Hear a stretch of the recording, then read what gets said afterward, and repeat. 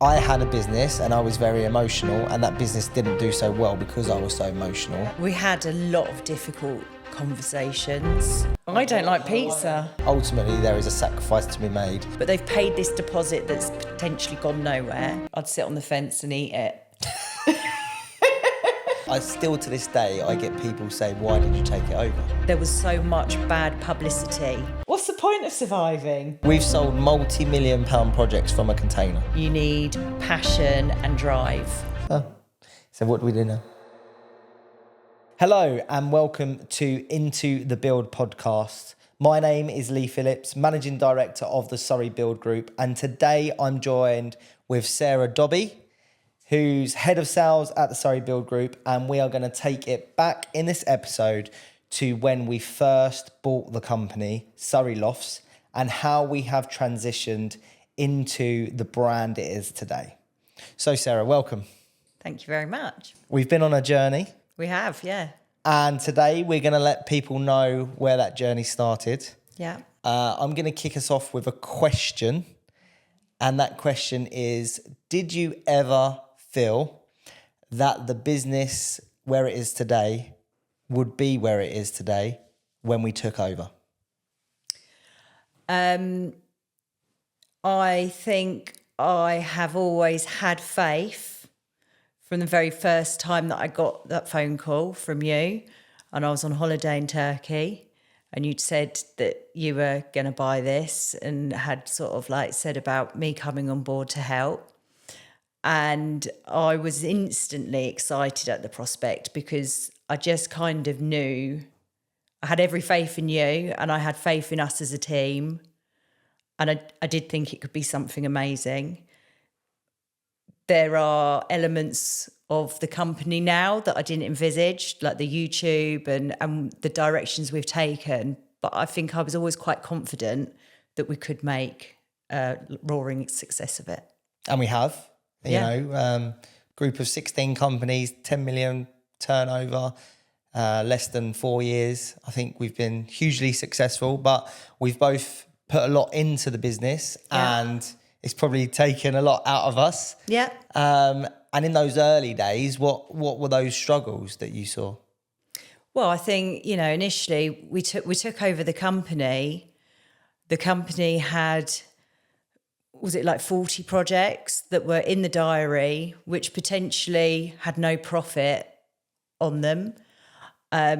So, the first challenge was taking on those jobs, or the first challenge was convincing those clients to put their trust in us and come with us because they'd already been through a bad experience. They didn't know us from Adam.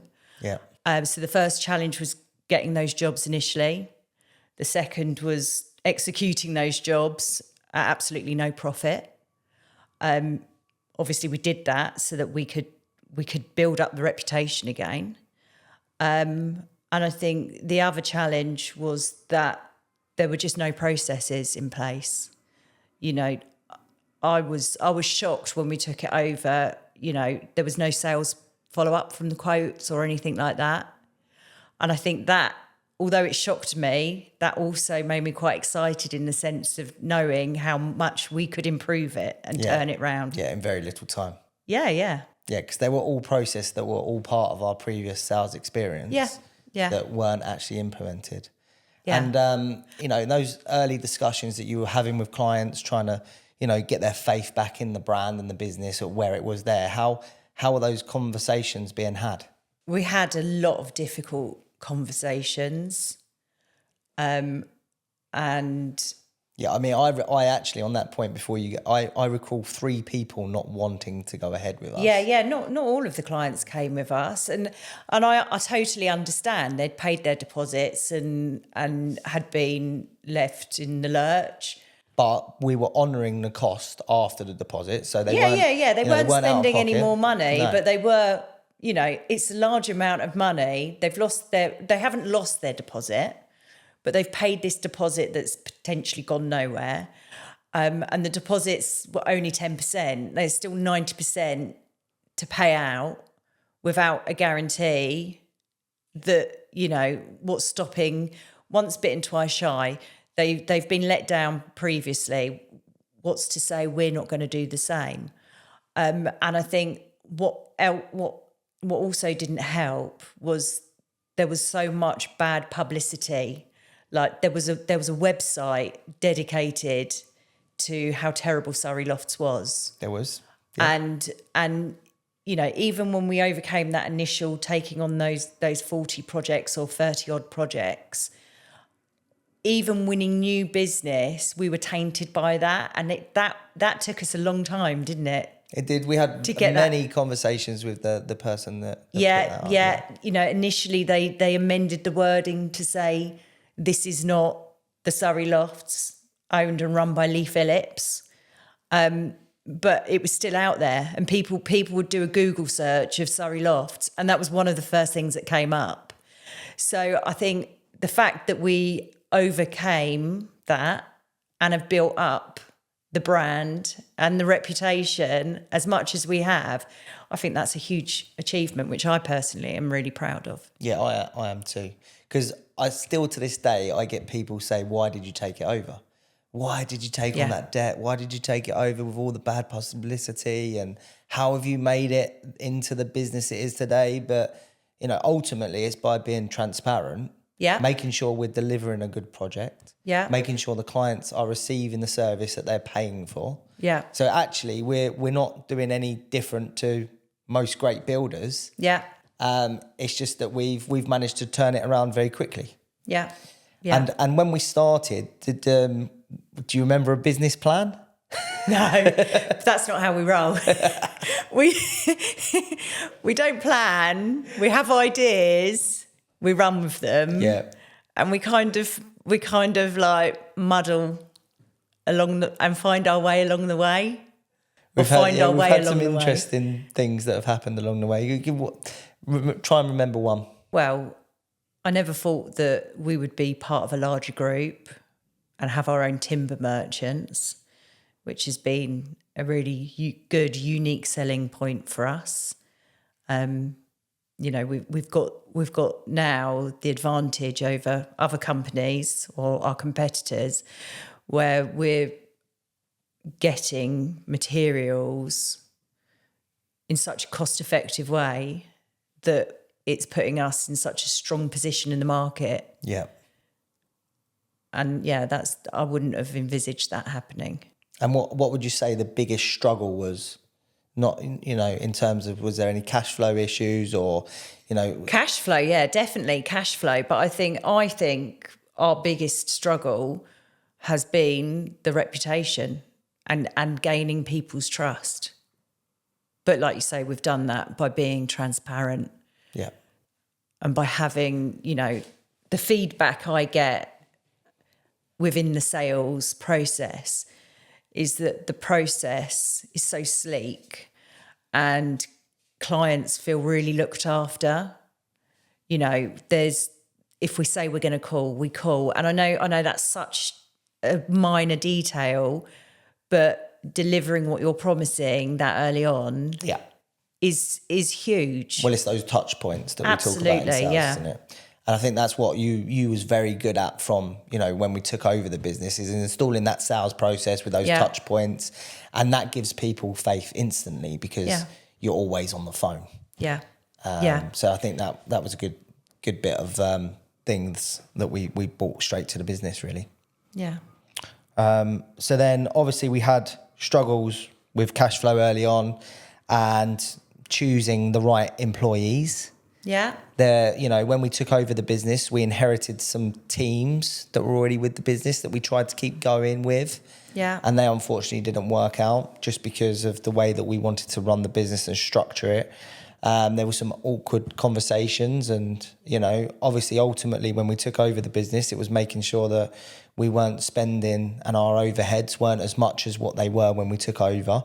Because, you know, there was a lot of overheads with the office and bits. So, you know, we scaled that back as well. You know, and there were days where we thought we'd never end up with an office again, but now we're, you know, moving into an office, which is another exciting time.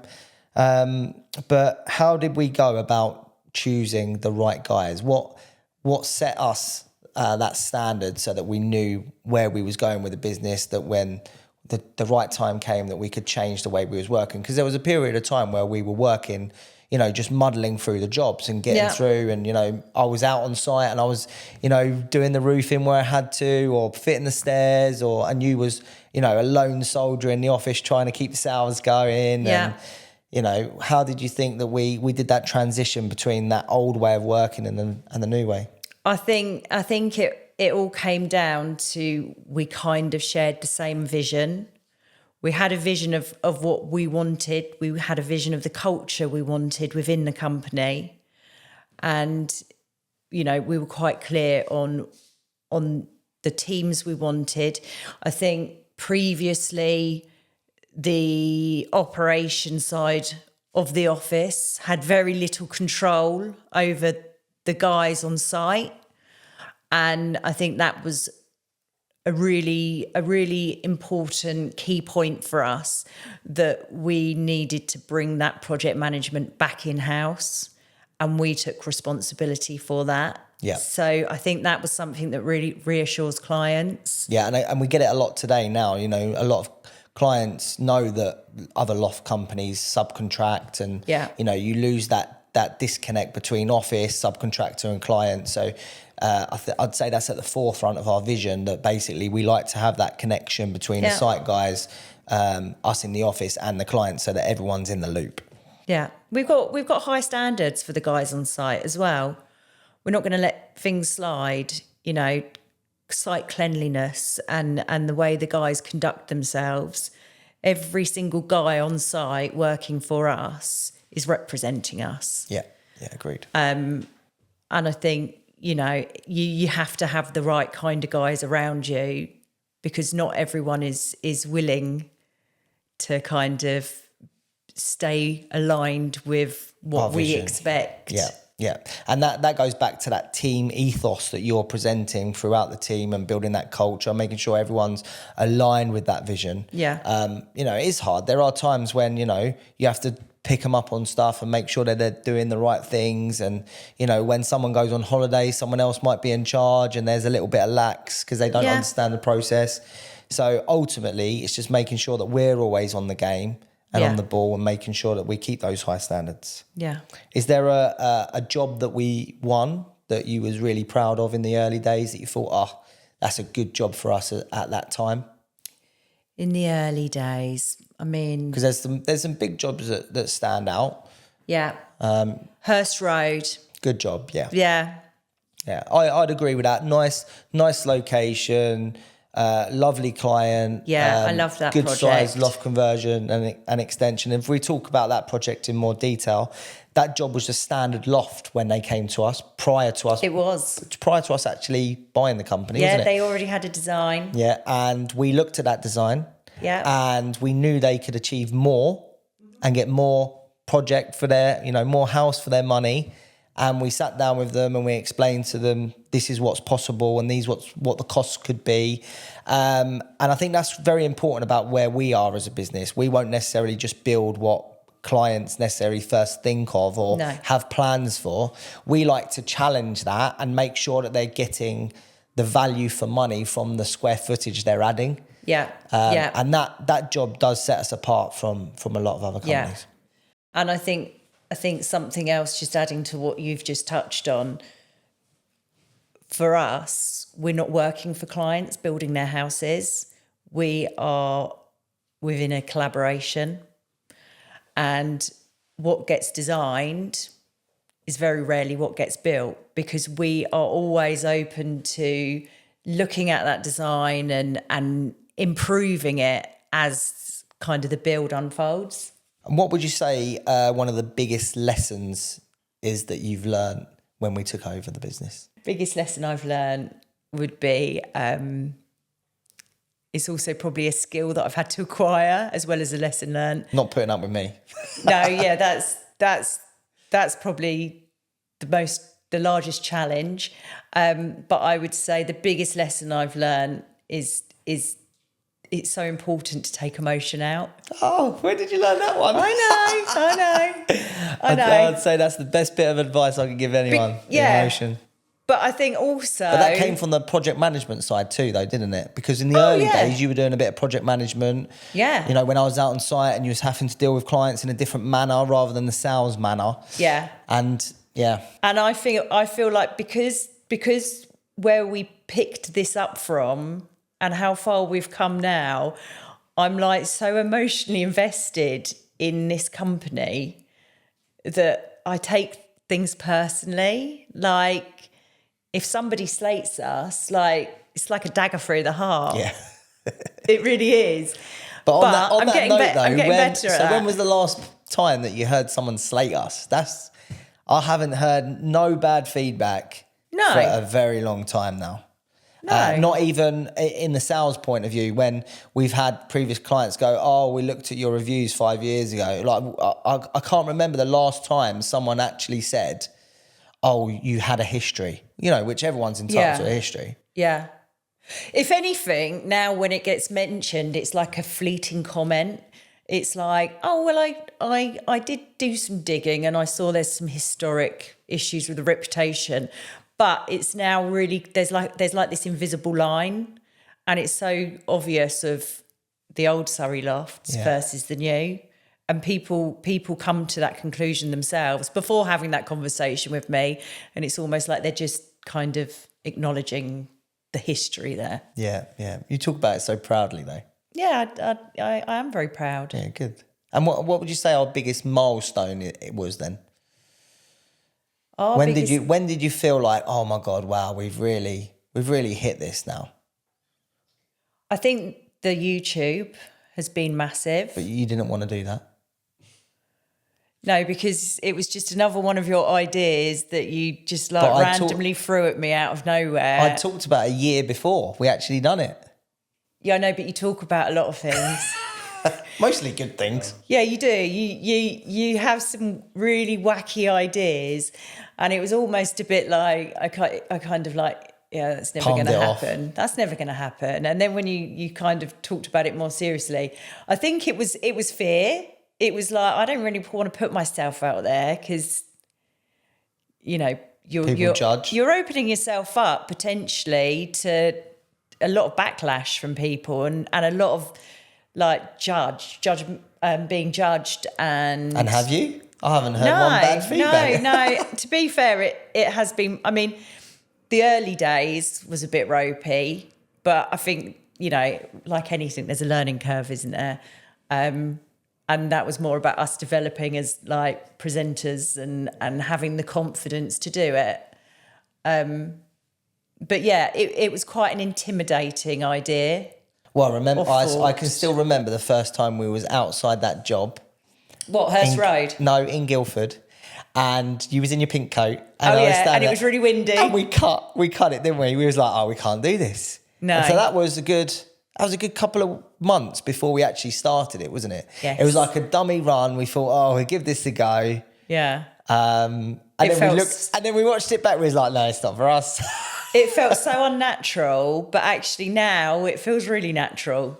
Yeah. No, to be fair, you have done fantastic with that as well. I think we all have. Yeah. Well, you know, credit where credit's due. Thanks. Right. So where do you think the next aims are for the business now?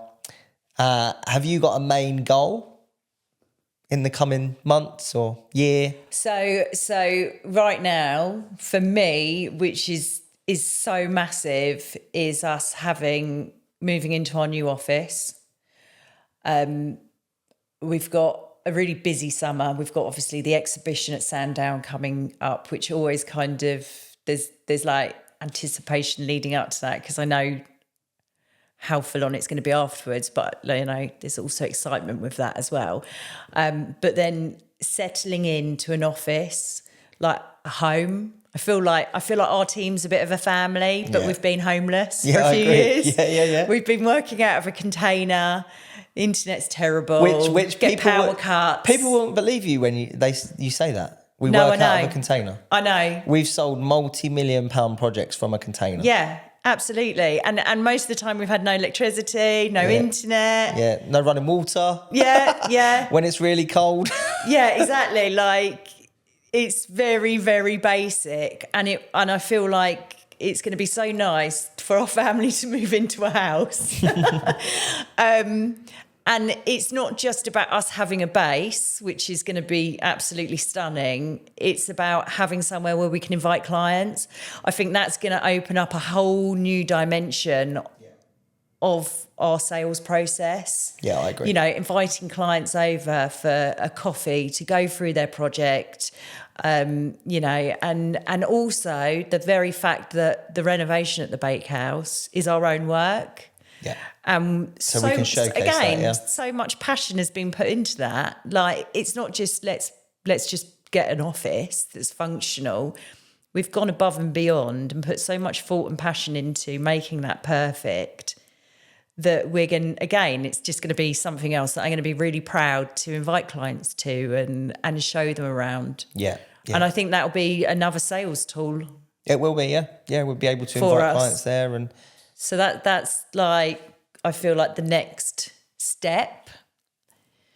the one thing I'm excited about, apart from the office, is as well that we've got some really strong ladies that work in this industry. Yeah. And I feel like that's really big for the industry.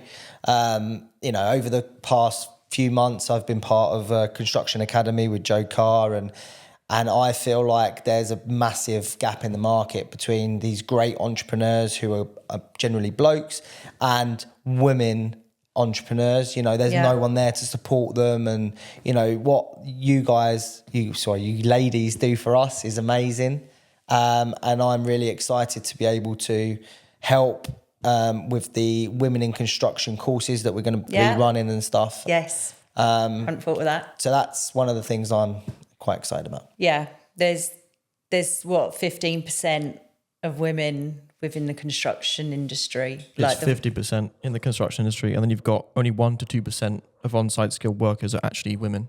Ollie, did you research that, or are you just? Yeah, he's got his statistics. What is the figure? The actual figure, I don't have. No, that. what's the percentage? Oh, percentage. It's for 15%, approximately. 15. Like UK construction workers, women, and then only 1 to 2% are actually on-site skilled trades. Wow. Yeah. See? That's the next step. That's what I would love to see. I want some women on site. I mean, to be fair, there's only 2.13 million workers in the actual construction workforce at the moment. Yeah. That's not that many. One third of them are self-employed as well. It's Most people are tiny. self-employed. It's tiny. Wow. Well, if you're a lady in construction and you want to work for a great company, give us a call. Don't know if you should use the word lady, should you? Don't look at me, I don't know. What's wrong with lady? I don't know. Is it Woman? a bit patronising? No. Can we say that? Woman? I never know what word to say. No, I Is don't it right? either. Is it wrong? I don't know. What am I? Am I a bloke or a man? I mean, this is like, we're into debate now. Male. Female and male? Maybe that's the... Female feels a bit weird. Do you not think? Weird. It does, doesn't it? Do you not think? I do love that. Okay, should we move on? Yeah. What do you think the aim of this podcast is? I think, we've got the business side. We've got the YouTube, which is quite professional. And I feel like this is a really good way of kind of showing another side to us. The fun side. The fun side. And yeah, I mean, I feel like it will be informative as well. So, a bit like our YouTube, but it's just going to have a much more relaxed vibe. Open up the opportunity to talk to, people outside of the company, but within construction. I feel like it's going to be a good opportunity to kind of take from other people and share ideas. Because I think with us, we'll never be content just plodding along. We'll never go stagnant. We'll always be striving to improve or think of the new thing and I think this is just, the next step. I'm not sure what the step after this will be. There'll be something else. Yeah, I mean, a little bit anxious. as you know, the issue with me is that I come up with all these fantastic ideas, I put them on your desk, and it becomes your problem to implement them. Yeah, yeah. It's been a challenging role. And Alana and Mary are Yeah. also finding it challenging in that respect as well. Yeah. But they all add their bit of expertise, which is great. Yeah. I think we've got a really good, solid foundation for a team in the office now. And I'm looking forward to watching that grow because I'm quite confident it is going to grow. Yeah. So before we move on to the debate section, which Ollie's got some marvellous questions for us, I've got one other thing to ask you. And do you feel there is prejudice against women in construction generally in your role? Oh, yeah. Yeah. I think I come across it quite a lot. And it's... when I was doing project management, I experienced it slightly on site, although we have got, really good guys, and I think they're really respectful. And now, but there have been some in the past that have been quite Dismissive, I'd say. dismissive. That's the word. But I also find it not so much, but occasionally in sales. Again, I can be dismissed because I'm a woman and what would I know? Yeah, but knowledge is power. But that kind of gives me a kick because I sense immediately when someone's kind of like, why have I got a meeting with a woman? She's not going to know anything. And they'll try to trip me up. They'll ask questions which they feel are technical or, a woman's never going to know the answer. And I bamboozle them with my knowledge. And I actually do it in a very polite way. That goes back to my meaning. Yeah, which we can't say. Yeah. But yeah, I get a kick out of it. I get a kick out of proving people wrong. It's quite empowering, really, because by the end of the call or by the end of the meeting, they're like they've totally changed their persona with me. Yeah. And we're on an equal playing field. Yeah, as we always say, it's collaboration and not dictation. Yeah. Yeah. And they're kind of like asking me questions and asking me my advice, whereas at first they're ready to write me off as like. Yeah. So if there's a woman in construction that's watching this and they're going through a challenging period where they're getting those dismissive remarks or the little bits that you just discussed, what would you say? Knowledge is power. Don't let it derail you. I also think as a female, we can actually bring attributes into construction which potentially have been missing. Yeah, and I'll be the first to put my hands up and say you opened my eyes in terms of how clients feel about their home, and generally, I'm very emotionless to that, and I've now become more emotional to someone's property because of what you've taught me along the way, and that's where our balance is really good in that respect. Yeah. So yeah, cool. So we're now going to move on to the debate section. Oliver, who is kindly behind the camera, is going to provide us with a selection of statements that me and Sarah are going to debate against, whether you agree or disagree and why. So, Ollie, what's the first one? Okay, so the first statement I'm making is running a business is fun. I'll let you answer that first. Or do you want me to go? Strongly agree. You strongly agree? Yeah. I strongly agree as well. Yeah. I think that we have a very fun culture, and that's what makes it fun. There's always new things going on, new projects to talk about, new clients to meet. I love what we do, and long may it continue. Yeah. Here. Okay. My next statement is you need a degree to run a successful business. Strongly disagree. Strongly disagree. I had hardly any qualifications. I'm a carpenter by trade. I think if you want to learn something, you can definitely learn it on the internet now. There's a lot out there. You can also put yourself in positions where you can learn stuff, and there's so much more information available for people running businesses, and whether that be coaches or people in the industry to help out. I think it's more widely available. I think, entrepreneurs don't necessarily need to be academic. Look at you've got Lord Sugar. Me? You, Lord Sugar. I think Richard Branson, Winston Churchill were all dyslexic, but it's the brain. They probably did well at school, to be fair, but you might have somebody like you, for example, that probably hated school and school wasn't the right setting for you, weren't massively academic, but give you something you're passionate about. Yeah. And you'll run with it. Yeah, I agree. And I think you don't need to be academic. You don't need a degree. You need passion and drive. And some brave pants. And big boy pants or big girl pants. Okay. My next statement is new businesses are too risky to work with. Disagree. Disagree, yeah. Yeah, I actually strongly disagree with that. I think unless you give someone an opportunity, how will anyone ever be successful? As long as they're set up and you do your due diligence, then what can go wrong? Yeah. Ultimately it's trust, it's a partnership. It's what we talk about, being a collaboration. As soon as someone doesn't have those items, then they're not the right fit for your business anyway to work for. Let's be honest, if people hadn't put their trust in us, yeah, we wouldn't be here either. So no. Yeah. Strongly disagree that one. Okay. I'd rather work for myself than someone else. I'll let you answer that. I do. Well, not really. You've got a lovely work-life balance, no? Yeah. Yeah.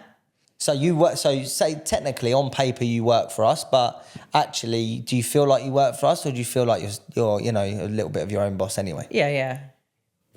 So call the shots. So agree, disagree. She's more of the boss than me. So I strongly disagree. At stages in my career, I worked for people, and I wouldn't say it was a step back for me, but I would say that I was in a position where I went a bit stagnant, and that was no good for my mental health or me. So I would say it's not me personally. So I'd disagree with that. Not strongly disagree, just disagree. So you'd rather work for yourself than Correct. someone else? Yeah, rather work for myself. So you agree with the statement? Oh, sorry. Agreed. I agree. Sorry. Agree. I agree with it. We agree on we seem to have the same. Are you copying me? No, because we say it at the same time. Probably copying me. Okay. My next statement is, it's better to buy an existing business than start a new one. Disagree. Go on, why'd you disagree? Oh.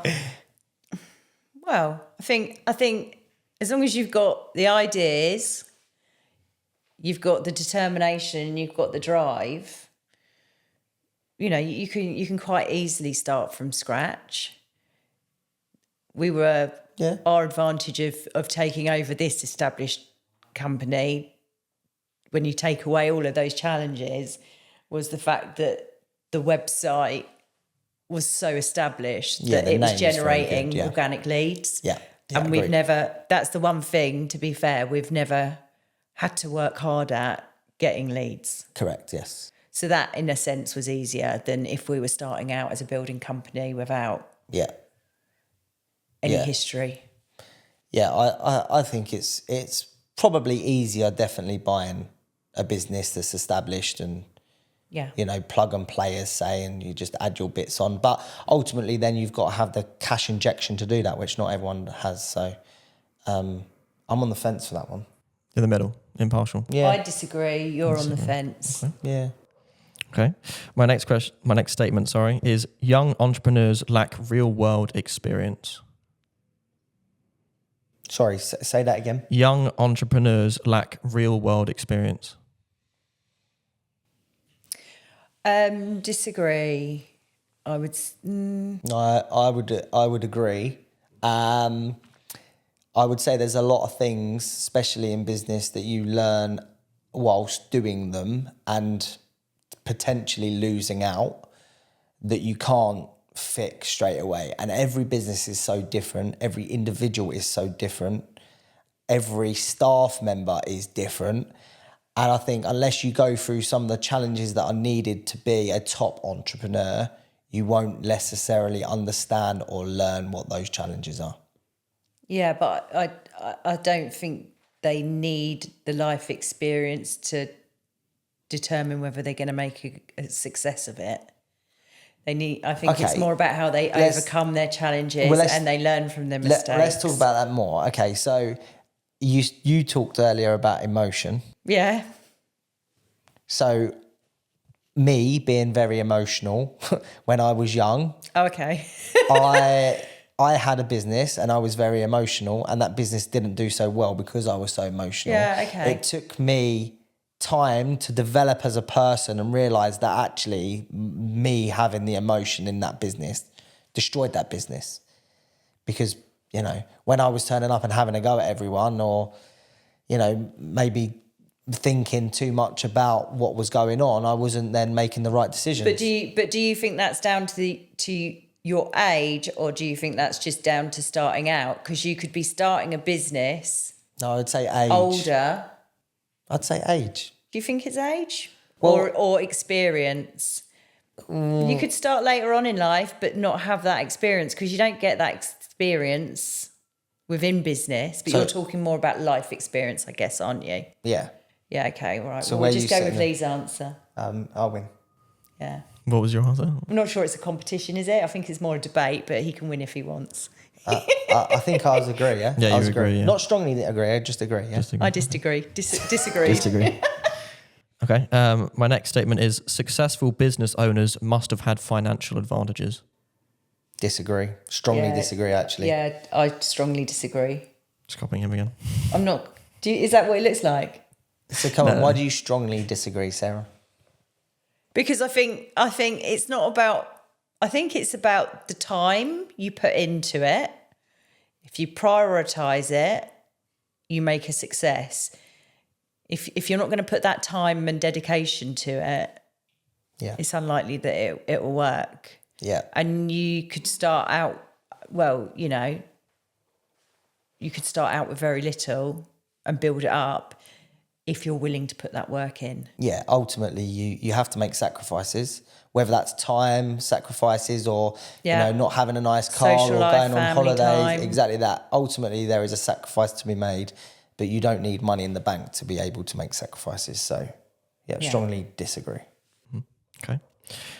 My next statement is pineapple on pizza is good, which it's not. I like Hawaiian. It's just not, though. It's not good.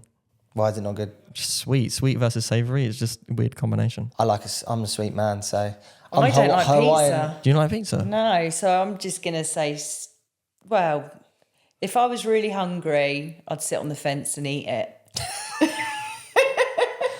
Well, I agree. But generally, I don't want the pizza. I like pineapple, so. But I do like a cheese and pineapple stick at a party from the 80s. That's savoury and sweet. Okay. My next statement is I would survive a zombie apocalypse. Sorry? I wouldn't. I would survive a zombie apocalypse. I can't do that. No, I don't think I would. I haven't got a bunker at my house. You're a successful business owner, though. You don't think you'd survive? No, I wouldn't want to. You wouldn't want to? No, I couldn't stand being in a bunker or anything like that. I'd go mad. I think that's what would kill me. Not. I think I'd be all right in a bunker if I had a bunker, but I don't have a bunker. So I'd be so bored. I'd be so bored. So it wouldn't work for me. And also, what's the point of surviving? You want to die? Because not many people are going to survive afterwards. And like, someone might make a cure. What's the world like after? Well, it's an apocalypse. So afterwards, there'd be less people. They might make a cure, but I mean, at the end of the day, you wouldn't. I just feel like it probably wouldn't be worth surviving for. You don't think? No. Would there be no lofts to build? Yeah. Well, one day there could be, maybe like 1,000 years once humanity's repopulated. Okay. My final statement is duct tape can fix anything. You think it can? I strongly agree. Yeah, I think that's what it's there for. I mean, not that we use it on projects, but No. it's good to have around the house. I've recently used it to try and fix my Henry Hoover hose, and I will say it was a bit of a fail. It worked for a while, and then It's a temporary it's fix. not long term. No. Definitely not. Take the last one. That's all my statements here for the moment. So what do we do now? So now we've had Ollie's questions. Is there anything else you'd like to add before we say goodbye to everyone? No. We cut that then, yeah? Thank you, Ollie. Before we end this episode, Sarah, is there anything you want to add? Oh, just that I am really looking forward to more episodes. Okay, on that note, thank you very much for joining me, Sarah. Thank you. And thank you very much, Ollie. Thank you, we will see you on the next one.